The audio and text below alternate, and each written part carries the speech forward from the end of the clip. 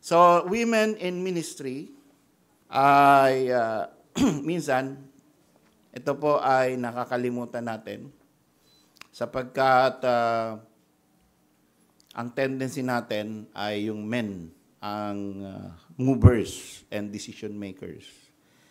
Pero dito, pinapaalala sa atin ni Apostle Paul that there are also women which give significant help in the ministry. And ito, pinangalanan pa nga niya, no? Si Euodia at si Syntyche. And also, those women which labored with me in the gospel, with Clement also. So si Clement ay lalaki, pero merong mga babae na tinutukoy si Paul na sabi niya, laboring with me in the gospel. So there is a part of the ministry na ang babae, ang kababaihan ay malaki ang tulong. Kahit dito sa atin, no, hindi natin nanonotice minsan mga ginagawa ng babae kasi yun ang design, no? They just do it without calling attention to themselves. And that is the best. No? Pagka ikaw ay, ang tawag ni Paul doon, pagka ikaw ay tumutulong, tapos masyado kang loud, masyado kang maingay sa ginagawa mong tulong, tawag doon, tinkling cymbal. No? Para kang gumagawa para malaman ng mga tao na ikaw ay hindi basta-bastang member lang. No? Hindi po yan. Kahit sa lalaki naman hindi. At kahit sa pastor, no? Hindi maganda na sino man dito sa atin ay bibigyan natin ng sobrang atensyon yung ating sarili. No? Na may ginawa tayo, very significant, tapos dahil walang nakanotice, kita mo, yan, ginawa ko yan. Ito, ginawa ko to. Ako nagpaisip niyan, ako nag-design niyan. Ako. No? Ako nag-start, ako nag-umpisa, ako nagpatuloy, ako ang nandyan lagi sa tabi ni pastor, ako ang nagko-compute, ako ang lahat. No? So, hindi maganda na tayo ang magbubuhat ng sarili nating bangko. Minsan, meron pa ako na kaibigan dati na dahil nga hindi nanonotice yung kanyang mga ginagawa, ay dinadagdagan niya ng modesty aside. Yan. Pag sinabi niyang modesty aside, ang kasunod nun ay immodest praise para sa kanya. Yan. So, hindi pa rin maganda yon, ano? Modesty aside. Hindi naman sa pagbubuhat ng sarili kong bangko, pero ako ang nagbigay niyan. Ako ang gumawa niyan. Ako ang nag-design niyan. Ako ang ginamit ng Panginoon para umayos yan. So, kahit nasabihin mong may pasintabi ka, ay hindi maganda. Pero, kahit na wala tayong ganon, ay dapat, bilin ni Paul, na hindi tayo makakalimot doon sa mga kapatiran natin na malaki din ang ginagawa for the gospel, laboring with the pastor, with the minister, in the ministry, in the gospel. So, dito ay binigyan niya ng, sinabi niya, I entreat thee. Nagsusumamo ako sa inyo, church, and true yoke fellow. No? Help those women. Tulungan mo, hindi porket sila ay hindi kilala at hindi nagpapapansin at hindi humihingi ng atensyon at hindi humihingi ng tulong, ay pababayaan mo na lang at kakayanin na lang nila. Huwag ganun. So, maging ang sinasabi ni Paul doon sa church, maging sensitive tayo sa needs ng mga, lalo na yung mga nagpa-participate sa ministry. Anong kailangan mo, sis? Minsan yung pastor, hindi nanonotice, no? punuan natin yung pagkukulang ng pastor. At tayo na yung magbigay ng, wow, salamat sis, malaking kagaanan. Salamat Brad, malaking kagaanan yung ginagawa mo. No? Minsan, kaya lang tayo nagbibigay ng atensyon sa kapwa member natin dahil birthday, anniversary, o success. No? Bigyan din natin pansinin din natin yung pagdadala niya ng tubig, pagbigay niya ng kape, pagluluto niya, pagtuturo niya sa mga batang magulo, pagbibigay niya pag-aayos niya ng chair, pag-aayos niya ng mga upuan. No? So, hindi po masama na pansinin natin. At tulungan. Siyempre, pag hindi mo pansinin, paano mo tutulungan? Hindi mo nga napansin. Hindi masama yun. At inuutos yun, pinapakiusap yun ni Paul. Sabi niya, I entreat thee also through your fellow. Help those women which labored with me in the gospel. So, tingnan nyo, sino ba nakakatulong sa church? Sino ba nakakatulong sino ba sumasama sa pagka merong activity? Sino ba yung talagang ready to support the ministry? Pag meron tayong evangelistic effort, pag merong bisita, or siya yung nagdadala ng bisita, that's also labor. Yung nagdadala, naghahatid, nagsusundo, nagkakausap, hindi pinapabayaan na andun lang, kinakausap natin, at kahit na isa pang minsan nakakalimutan natin, no? Hindi lang kakausapin. Pwede mong i-friend yan sa Facebook. Di ba? To show interest sa isang bisita. Ano ba ang Facebook mo? Or Instagram mo? No?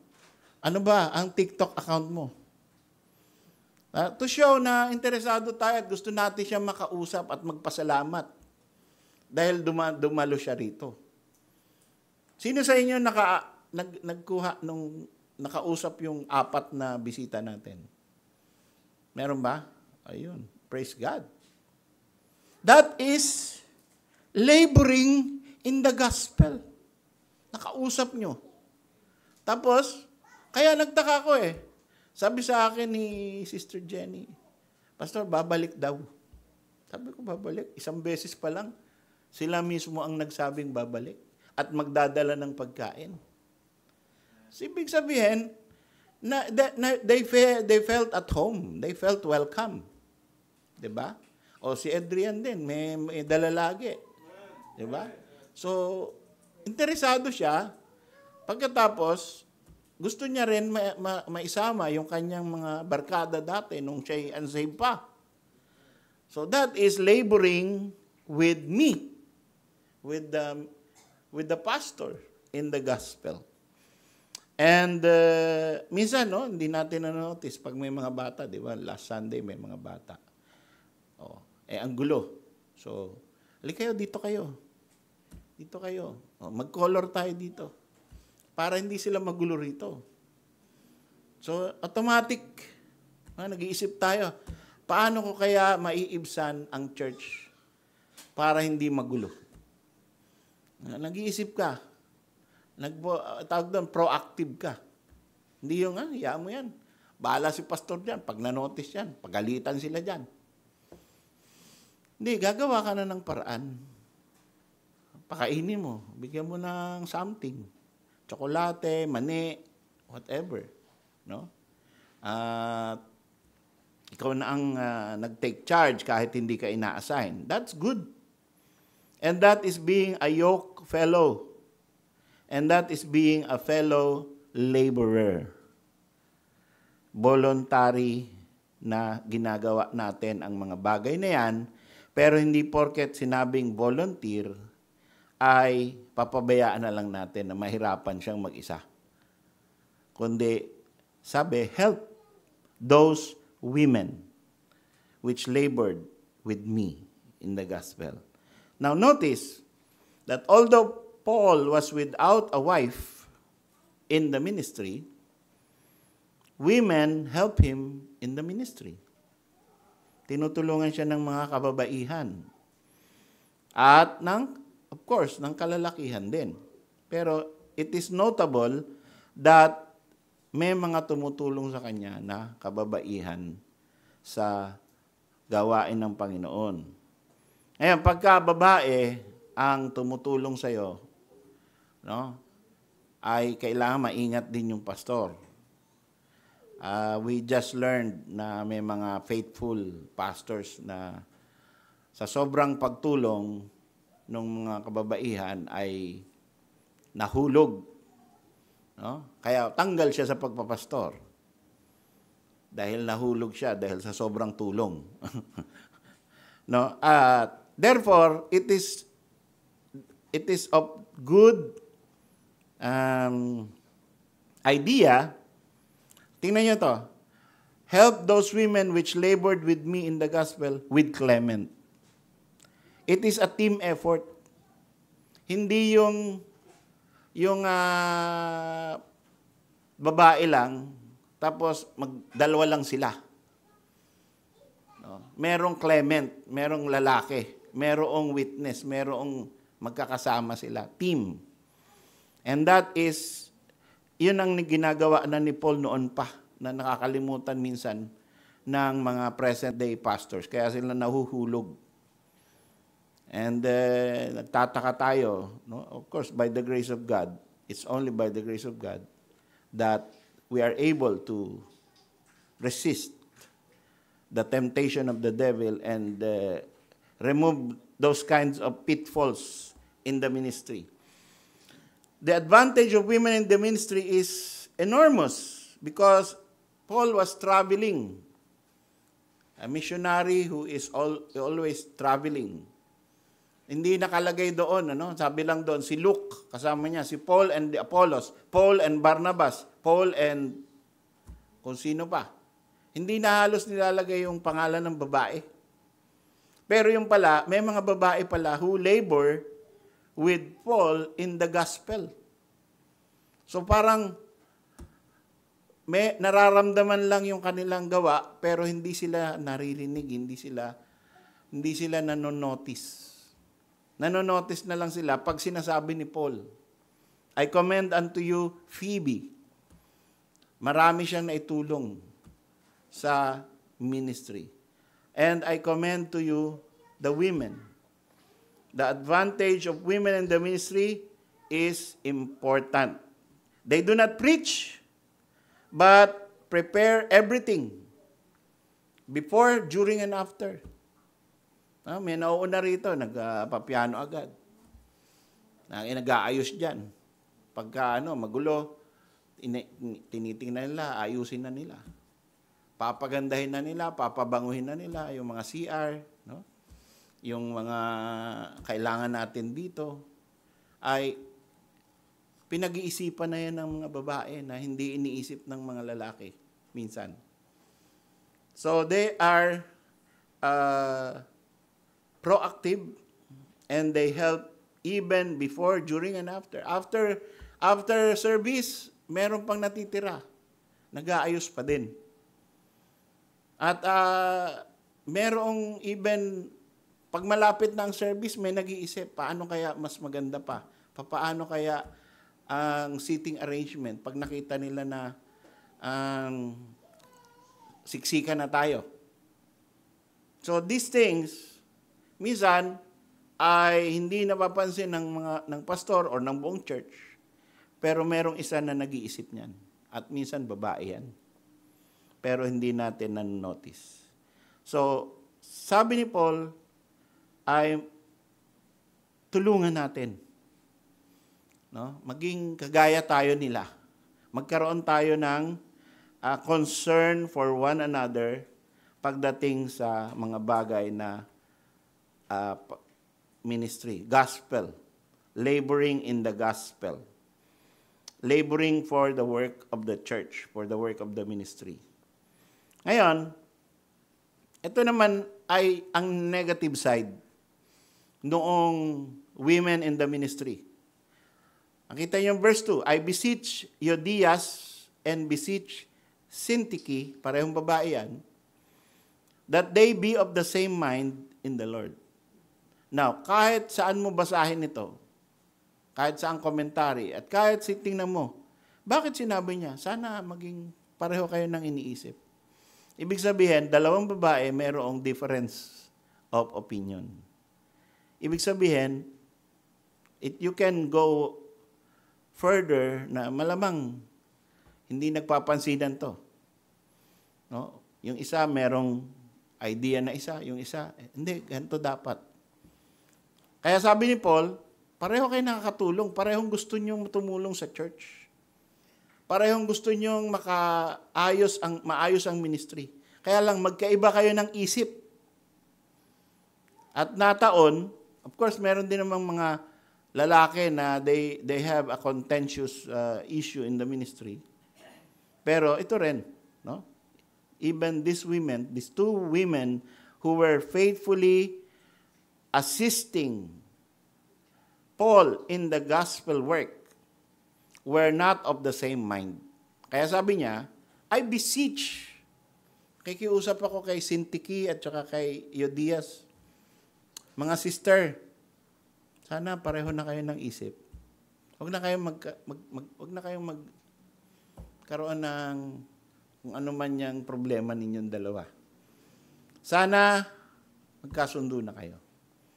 Be of the same mind. For the sake of the work. For the sake of the Lord, for the sake of the testimony of the church. Now, I don't know, pero ang ating nakaraan na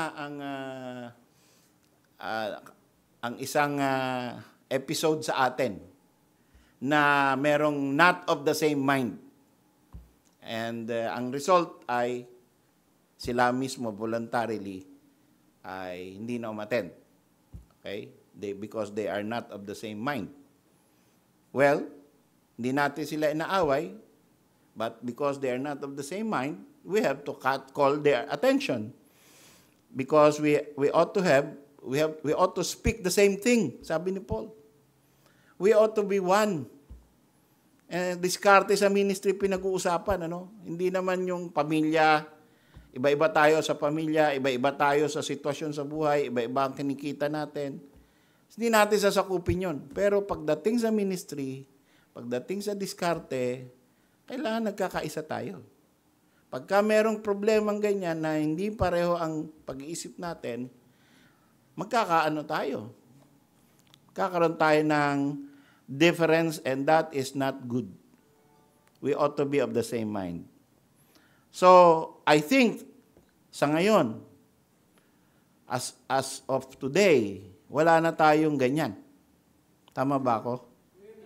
Amen. Wala tayong dalawang magkapatid sa Panginoon na hindi of the same mind. Both in lalaki at babae. Ay nagkakaisa tayo. Papaano tatakbo itong gawain na ito? Wala tayong sinasabi na, hindi pastor, ganito yan, dapat ganito, dapat ganyan.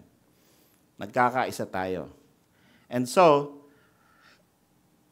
minsan, pagka dumating ang ganoong pagkakataon ulit, no, we ought to do something para hindi tayo different in opinion and different in mind and in culture how to approach the ministry. Paul appeals to a certain man who is called a true yoke fellow that he helped these women. So siguro ito yung pastor ng Philippi. Sabi niya, I entreat thee also, true yoke fellow. Kasi kinakausap niya yung Philippi. Pero hindi niya sinasabi to the pastor of Philippi. Sinabi niya lang, true yoke fellow. Singular yan eh. Hindi fellows, singular. So he is talking to the pastor of the Philippi church that he helped those women which labored with me in the gospel. Siguro, support. No? Alam niyo naman, noong panahon ni Paul, marami noon ay namamatayan ng asawa dahil sa gera. No? Pag ikaw ay under ng Roman rule, kung yung mga sundalo ay minsan pumapatay na lang or nada-draft yan, napupunta yan sa military service, tapos namamatay sa gera. So, karamihan sa mga babae noon ay balo. Or either balo or single. Kaya sila ay hirap sa source of income.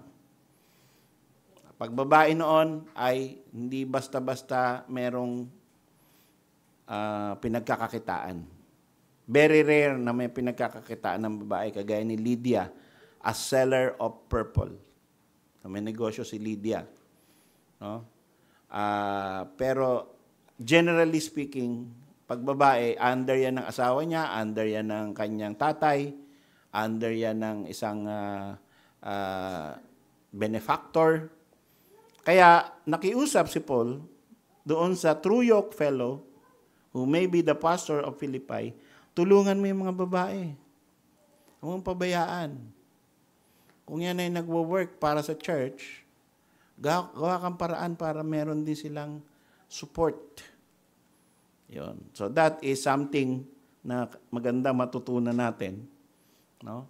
Na kung meron ditong kinakapos pero nagwo-work para sa Panginoon, para sa ministry, ay okay lang na tulungan ng church. No? Bigyan ng church ng something so that hindi naman siya nagugutom.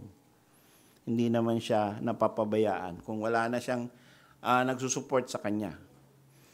So that is a given by the context that is here. So by faith, mga kapatid, ito yung maganda na ending note ni Apostle Paul. Sabi niya, help those women which labored with me in the gospel, with Clement also, and with other my fellow laborers. Lahat ng tumutulong sa ministry, inotice natin at bigyan natin ng tulong. Whose names are in the book of life.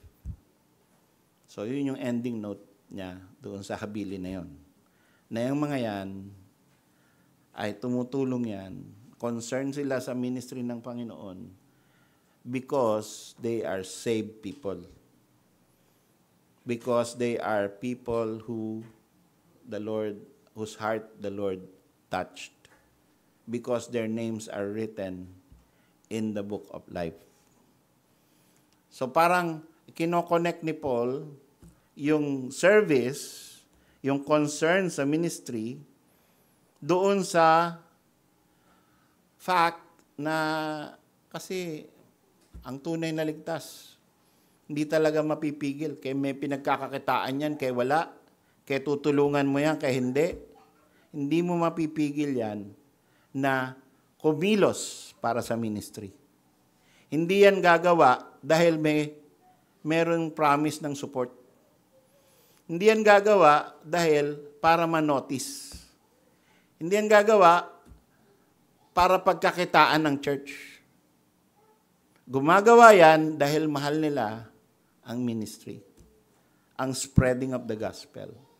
Kaya kaya kilalanin mo yan kaya hindi, kaya tulungan mo yan kaya hindi, gagawa yan, kikilos yan. Kaya tulungan mo na lang. Kita natin yung espiritu ni Paul na he recognized the women and the other men, the fellow laborers, whose heart is in the Lord and in the ministry of the Lord because their names are in the book of life. Hindi mo sila mapipigilan na hindi tutulong. At hindi dahil para ma-recognize na magaling, kundi para maibsan yung kanilang burden. Ang isang tunay na Kristiyano, ang isang tunay na mananampalataya, whose names are in the book of life, Nagkakaroon niya ng burden eh. Nagkakaroon niya ng concern and care. Paano na ito? No? So, hindi kailangan na i-impose niya yung will, kundi meron siyang genuine, outgoing, na gusto niya talaga na gumanda ang ministry.